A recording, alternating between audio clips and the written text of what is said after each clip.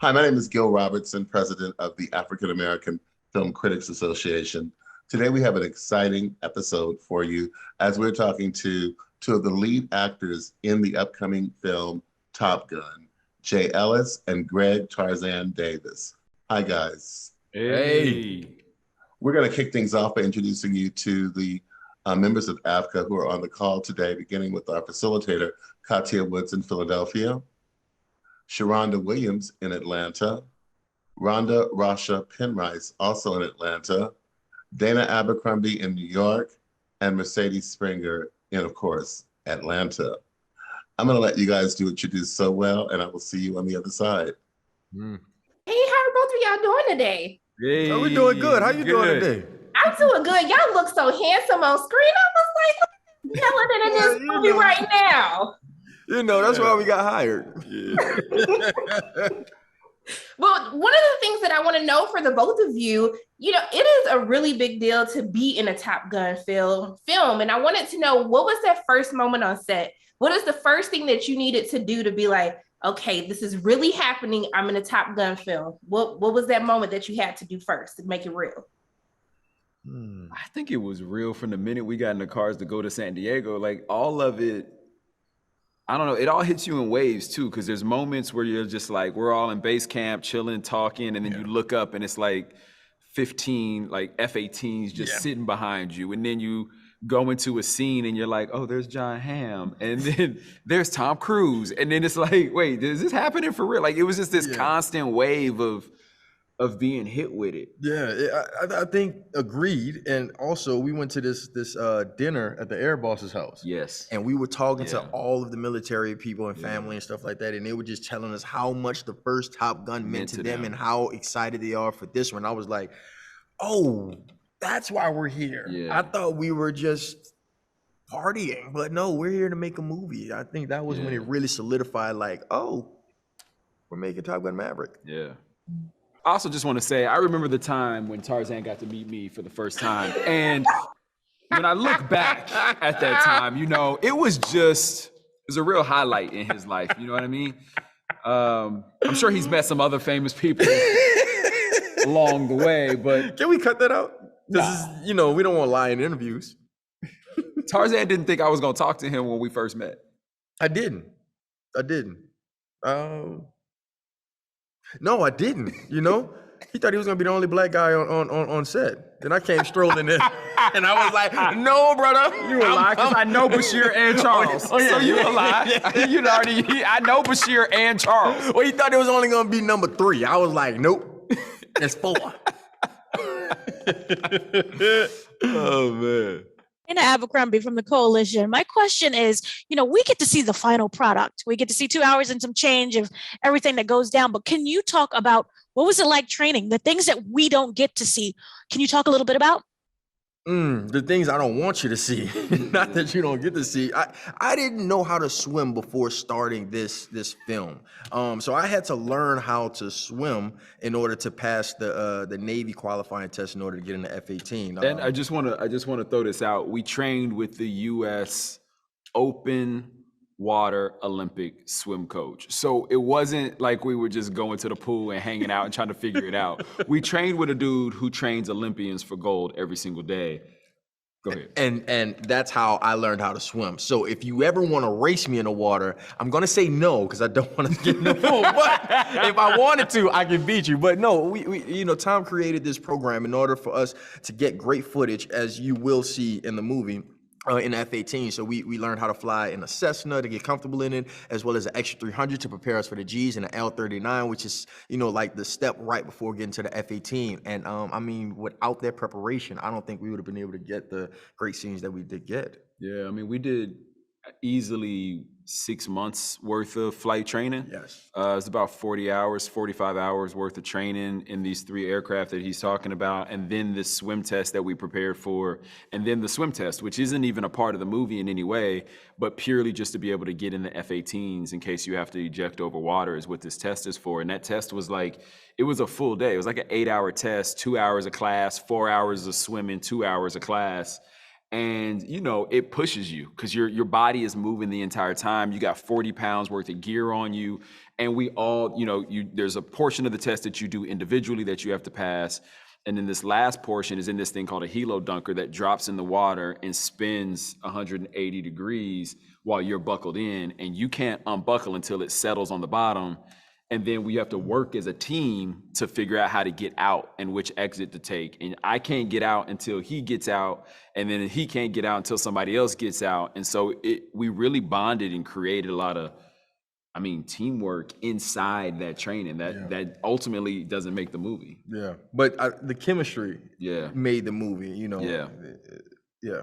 Hi, everyone. Mercedes here with She Critiques in Atlanta. So you were just talking about going through all these tests and getting prepared, but nothing really prepares you to be in an F-18 fighter jet, and you have to act on top of that. So you're doing scenes airborne. Can you talk about that experience? And half of America, nobody will ever be in an F-18 fighter jet. So what's that experience, just being in the air and acting?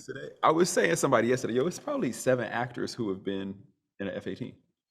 Who have shot in an F-18. Maybe some people have taken a Blue Angels ride, but like, we're the 7. We're the 7. Well, how eight is 8, Tom, but yeah. How crazy is that? Wow. That's wild, bro. Wow. Do we go in like the Guinness Book of World Records? I think so. Give me a flag. It's crazy. I mean, you're right. You can't train for that, right? You just got to get in and you got to do it. I will say, one of the things, this flight program that Tarzan was talking about, that Tom created for us, it was this gradual ramp up into, you know, getting used to flying, getting comfortable in a plane, feeling like a pilot, understanding everything, being able to communicate, being able to follow all the rules in the air and know your aircraft. And then another portion of that was just the endurance of pulling G's and like what that's like to do day after day after day. And then you get in the F-18, and we all had some swag. Like, I feel like we all got like super cocky after that. Like, I felt like I was like dressing like Harder They Fall. Like, I was just like, come to town and see me. Yes, indeed. But then all of a sudden you get in the F-18 and like, you're so excited to be in there and to finally do it. And all this adrenaline is rushing through you, and you take off, and you all of a sudden you're going 700-800 miles an hour, and it all kind of goes away because of this new experience and everything coming at you. And then at the same time, it's all in you, and it all just kind of clicks in. You know what I mean? You remember that feeling? Like, being up there for the first time, I mean, it's incredible. It's like this mystical beast that you're riding in, and there's so much power behind it. You're basically riding on an engine. And I remember, you know how when you're in a car, you don't feel like you're moving that fast? That's how it was in the jet, like when we were flying. It didn't feel like we were moving so fast. And you were like, hey, we just went Mach 1. And I was like, what, we did? And I was like, that's it? And he was like, oh no, hold on, my friend. And he was like, let's go, boom, boom, boom. So we did a mock dog fighting with 2 other jets. And I was like, oh, just like, shit. And that's when I felt the real power of these huge machines. So, oh, wow. it's wild. It's wild. Yeah. And you also acting, and you're rolling cameras, and you're doing your makeup and your props, and like, you know, you're telling the pilot what maneuvers you need to get for whatever scene that we're shooting. And it's all just coming at you so fast. There's only one way through it, and that's just to do it. And Tom was just such a great leader and always led by example. Hi, Katia Woods, Couple Social, Philadelphia Tribune. So I'm actually old enough to remember when I was 16 when the first one came out. And it was like the thing between that, the soundtrack, the taglines. So talk a little bit, because there is a whole generation out there that has expectations. They know these characters. I mean, at least Tom's, they have a certain, like, show me what you got. Like, are we going to enjoy this?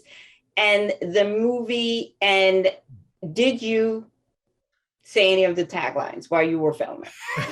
you can't be on base in the aircraft and not say it. Yeah. I feel like somebody said I feel the need for speech every single day. Every single day. Yeah. But what's special about this movie, and Tom said this, first off, he's a person. He wouldn't have the career that he has if he didn't try to outdo himself every chance he got. And he wouldn't make this movie if he couldn't outdo the first one. Right. So I think it's going to be exciting for, you know, people like yourself who saw the original when it first came out to see it, because this movie, Top Gun Maverick, isn't trying to replicate the first one. It's a standalone movie where you don't even have to see the first one to enjoy this one. And but if you did, it just makes it even better, because for yourself who knew the younger Maverick, you grew with them. Now you're an adult and you probably have children and you have siblings, and now you're that mentor for other people, and you can actually resonate with his character on screen. And for the younger generation, I mean, we just made this kick butt film.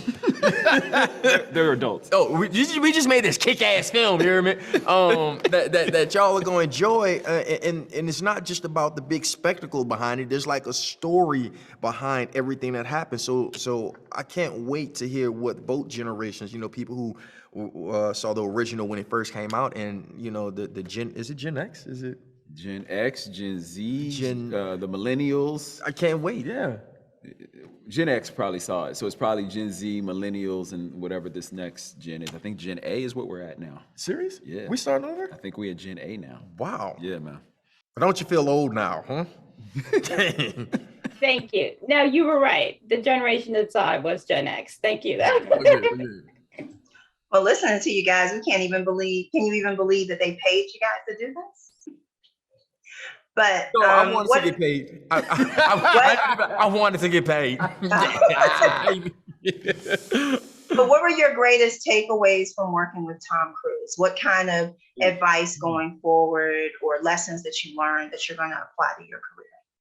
I would just say every day is a lesson. Like it's this master class that you get to do over and over and over again every single day where you film with him, where you learn something new about him and his kind of journey, and you know, the way he prepares, the way he studies. You know, he would watch a movie every single day while we were filming. He would still go home and watch a movie as a student and be studying films from all over the world, and then talking about, you know, character and story and structure and camera work. And then we'd get to work, we do our work, and he leans in and he's like, what if you did this? What if you tried? With every single one of us, he was just so gracious with his time and his storytelling. And I don't know, it just feels like if you ever just, like, there's this lifelong student quality, and like this never,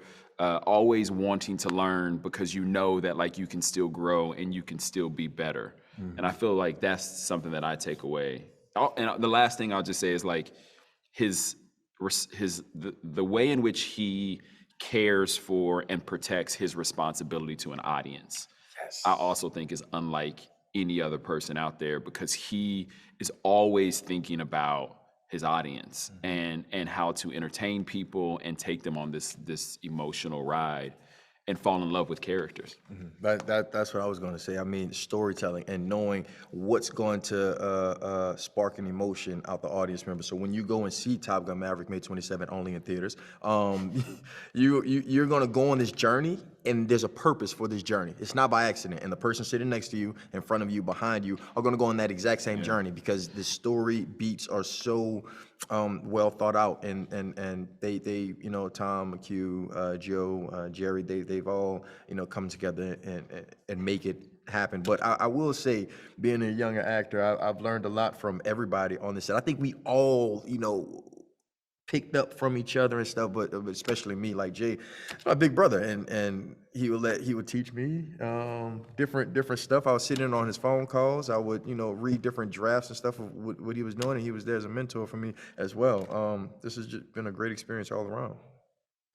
Love about this film is that theme of learning when to let go. Learning to let go of the past so you can move forward in your present and your future. And I wanted to know, for the both of you, either personally or in your careers, you know, what have you done to really help yourself learn how to let go and heal from the past so you can really learn to move forward throughout your career, or even just through life personally? You go.